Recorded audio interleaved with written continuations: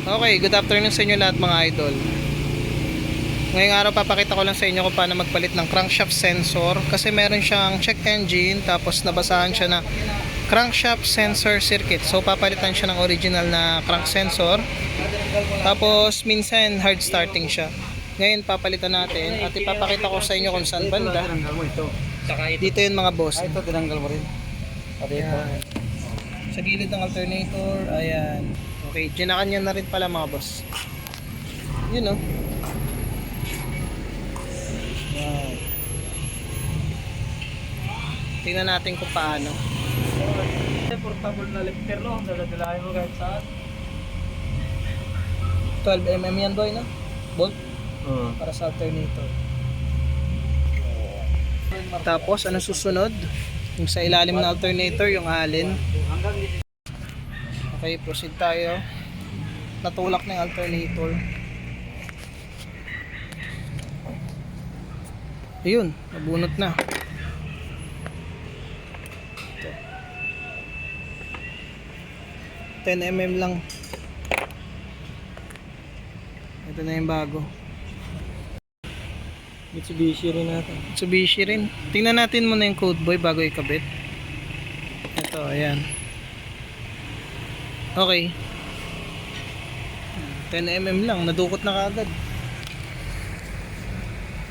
Ganun kabilis ang mga mandurukot. Basic. Di ba no? Kailangan mapakita natin yung kung paano yung position. Asan yung position? Ano ba yun? Yun o. Ayun yun, yun. Yun. Bagong bago. Di na ba yung makina eh. Okay na boy.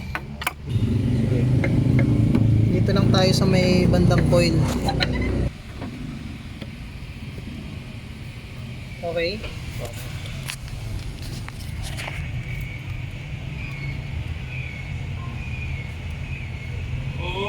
Yan, susungkitin para pagkahiligpitan yung deflection ng belt is mahigpitan.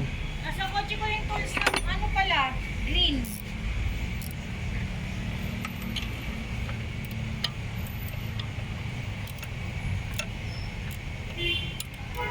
Yan, matulak na yung alternator. Tapos kapag magsusungkit tayo dyan, tanggalin natin yung terminal ng battery. Yan. Para Okay na. ultra Para safe. safe tayo. Yes. Kasi pagka nadikit yan, alternator kasi yan eh, may live wire dyan. Delicates. Okay, ayun, nagpitan na yung 12 dito. So sa ilalim na lang.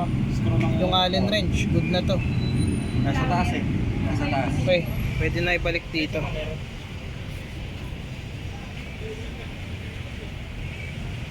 Tapos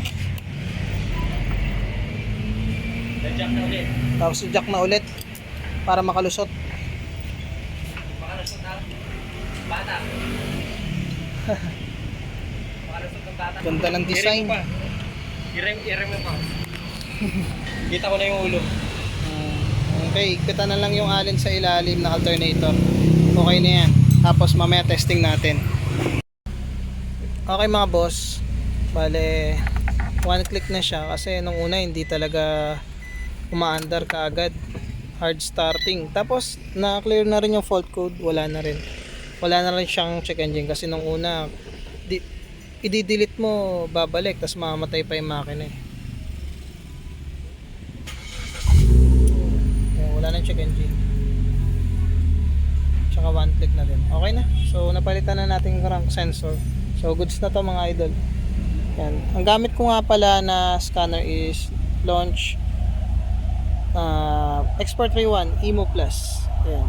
Hindi sa akin to. Hiniram ko lang. Okay, all goods. Okay, thank you so much po.